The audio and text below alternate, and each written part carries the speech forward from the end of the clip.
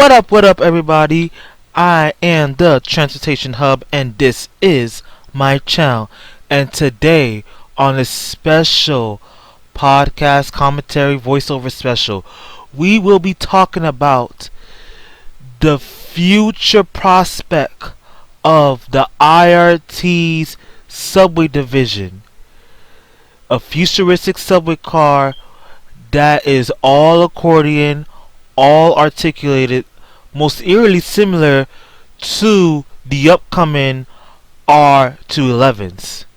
I am talking about the R262. That's right, ladies and gentlemen, the R262. The R262, it is a 21st century subway car that is going to be open gangway, all accordion, all free range subway cars, just like the one that's eerily similar to the R211 mock-up for the A Division, and just like the ones that you see on the Toronto Rocket. Alright, ladies and gentlemen, so the R262, right? The R262 is an open gangway subway car that will enable riders to walk from one end of the train to the other without passing through any doors, just like the upcoming R211s. Alright? As you can see in the picture as I'm talking about it right now, you have an R262 prototype of a number 5 train that's heading towards Darren Avenue. Okay? As you can see, the front is beautiful, it's slender, it's sleek. It got that blue lining, that black and gold lining on the side, the LED slanted horizontal lights. Ah, it's perfection. Perfection at its finest. Alright? So, this past week here, right? MTA officials on Monday moved forward with the purchase of nearly 1,000 new open gangway subway cars that will enable riders to walk from one end of the train to another without passing through any doors. The type of cars the agency seeks to buy are already used in emergency subway systems across the world. Other those like in London and Paris, but they have yet to be tested in New York City. They allow riders more space during starting packed commutes. Now, as you can see right here, I'm reading from a Daily News article written by Clayton Goose, because you already know that the Daily News, whoever's doing the transit report in Daily News, does not get their stories right. They have failed to mention the the Toronto Rocket, okay, which has open gangway cars itself, because you know the TTC also has a large surplus orders of the TRs known as the Toronto Rocket, which is also an open gangway subway car. Anyway, moving on. The Metropolitan Transportation Authority Board is looking for proposals from contractors to build 504 of the new cars formerly known as the R262s. Transit officials could re-up the contract for additional 445 cars down the line. So if you take 504 and add it up with 445, that'll be 9, 4. Okay, it'll be 954 subway cars, which could go up to 1,000 plus subway cars. Okay, that's still not enough to replace all of the R26. Well, actually, it's perfect because not only is going to be replacement for the R262s, but it's going to displace certain subway lines that's already on the 4 and 5 train lines, which I'll get to in a second while after I read this next paragraph right here. The R262s are slated to run on the number 4, 5, and 6 lines, but they won't be the first open gangway cars to arrive in New York. Okay, guys, as I read in the article just now, it says the R262s will be slated to run on the number 4, 5, and 6 lines, which makes common perfect sense because we all know that the RT Lexington Avenue line is one of the most overcrowded subway lines in the transit system and is by far the only subway line to run on the east side of Manhattan. That is up until the opening of the Second Avenue subway from 72nd Street all the way to 96th Street. But that's only ease up congestion in the Upper West Side section, Upper East Side section of Manhattan. Okay? Now, this is how the R62s are going to play. If y'all remember my commentary from last year when I mentioned about the R211s, right? And how it could potentially displace the R68A, the R68 and the R68As to other subway lines, right? The R262s are slated to run on the 4, 5, and 6 lines in the future upcoming years, right? So that means the current subway cars that's running on the 4 and 5 lines right now, the R142s by Bombardier and the Kawasaki R142As, will be displaced to the number 1 and 3 subway lines, which currently has the R62s by Kawasaki and the Bombardier R62As running on that subway line. So the arrival of the R262s will retire the R62 subway, the R62A subway cars that's on the 6th line right now, and displace all of the R142s and R142As to the 1 and 3 subway lines, which currently has the R62 and the R62As running on that subway lines as well. So this is how it's gonna be. In the future, 4, 5, and 6 lines will be fully equipped with R262s, and the 2 train line will still have their R142s. That's no surprise there. And the 1 and 3 subway lines will get R142s and R142As from the 4 and 5 lines. That's how it's going to be. And the R62 and the R62As will go straight into retirement. Alright. Come May 2021, the MTA will test a pair of 10-car open gangway trains on the subway letter lines. Those models are called the R211Ts, which will help transit officials understand any issues that may come with open-ended trains. Alright? Listen, with the open-end trains, right? If you're going to use them, you might have to do something about them homeless people, because you already know homeless people are known for sleeping in the subway system. Of course, our lazy mayor won't do anything about it, and our police department is very lackadaisical. So before you institute open gangway subway cars, make sure you do something about the homeless people first that loves to sleep inside subway cars. Okay? And as I read in the article just now, it says the open gangway subway cars won't be tested until May of 2021. But just remember, in July of 2020, this upcoming summer right here, the MTA will be testing a 10 subway car unit fleet called the R211A. That is still slated to arrive here in July of 2020, which is this summer. And Kawasaki so far has done an amazing job manufacturing those trains. And the MTA was rightfully so to award the contract order to Kawasaki, because if we had awarded this order to Bombardier, we already know that the contract order would take a long time. Bombardier would screw things up, just like what they did with the R179 order, and the MTA is just not having it with Bombardier. They're just not. Alright?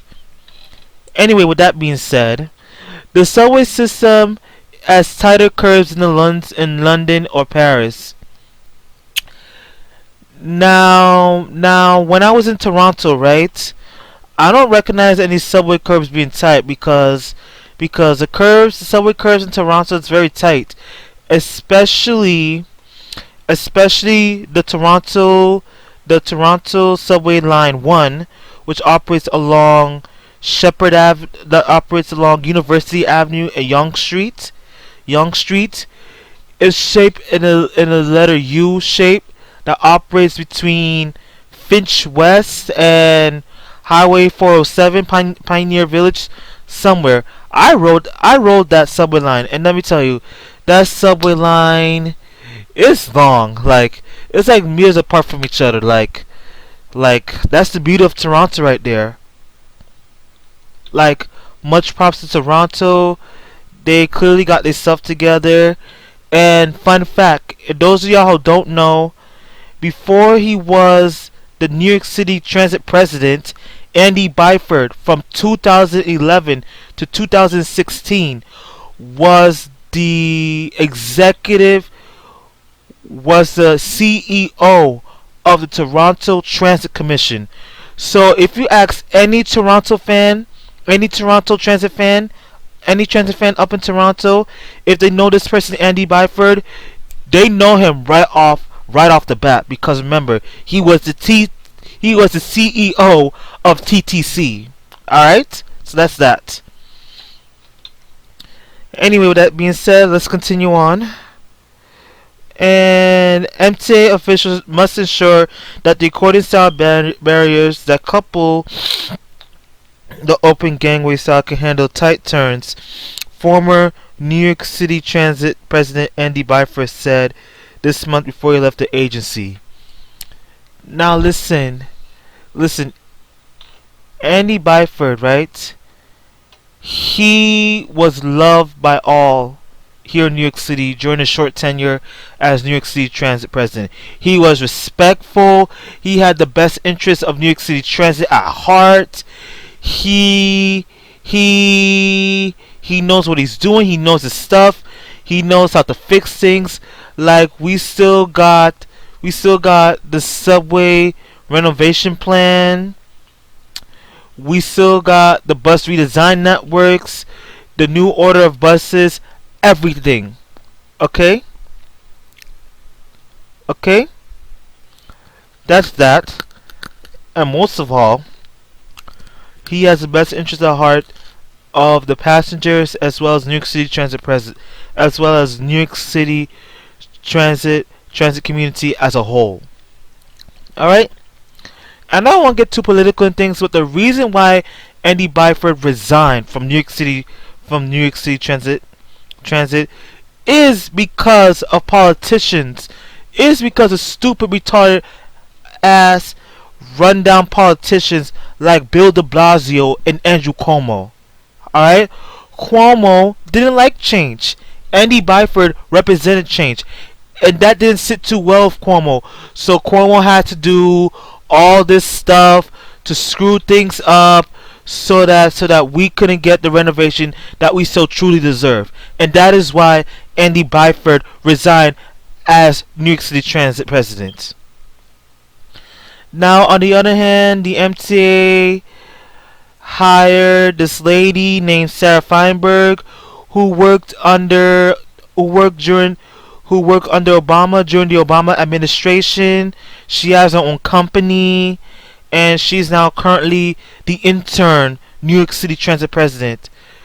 Her post won't start until March 9th, which is practically like next Monday. Not this upcoming Monday, but next Monday, the 9th of March. Alright? So that's that. And also remember, this upcoming decade, we have the R211s coming in and the R262s coming in. The R211s, we already know, is going to be manufactured by Kawasaki. But which company is going to manufacture the R262s? There's not that many options. Bombardier is out, so you already know. Oh, and Alstom, right?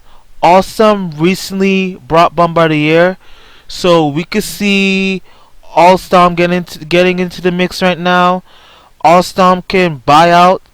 Alstom can manufacture these R262s with the help of Kawasaki, who at the time will also be manufacturing who also will be manufacturing the R211s in their own right. And it's definitely not going to be CRRC. Nah. If you want something done, you might as well give the R262 contract order to a manufacturing company that we all know too very well. And I say my best bet is Alstom.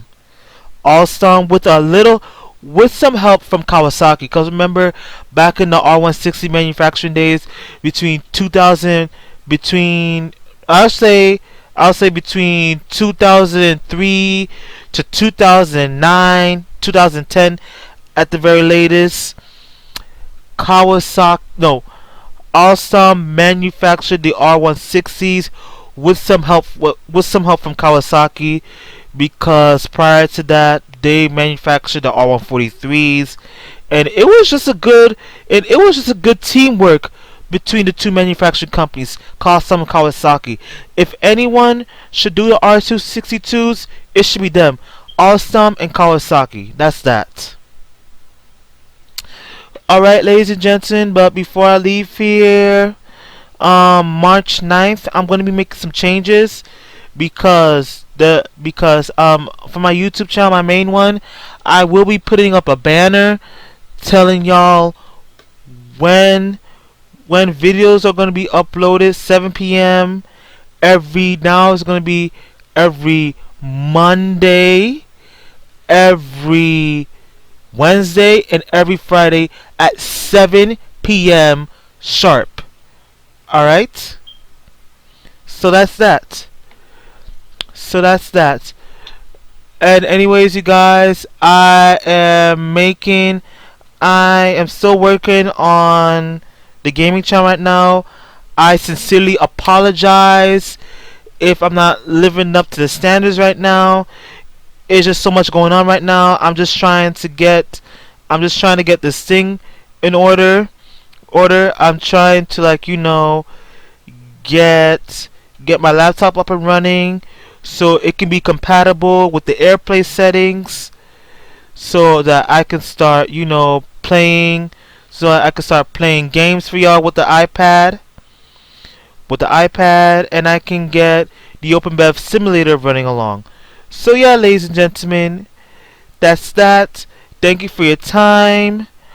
Thank you guys so much for your time. Thank you for tuning in to this podcast special. Right now, I'm going to get things done, get things ready. Don't forget to subscribe to the main channel as well as on my gaming channel as well. Even though some stuff is not going on yet, I will get stuff running on very soon. Right now, I love you all dearly, and I'll see all of you guys at the next stop, because right now my Yankees are on watching baseball right now, and I gotta get going. So once again, love you guys. Thank you for all the support, and I will see y'all, and I will see all of you guys at the next stop.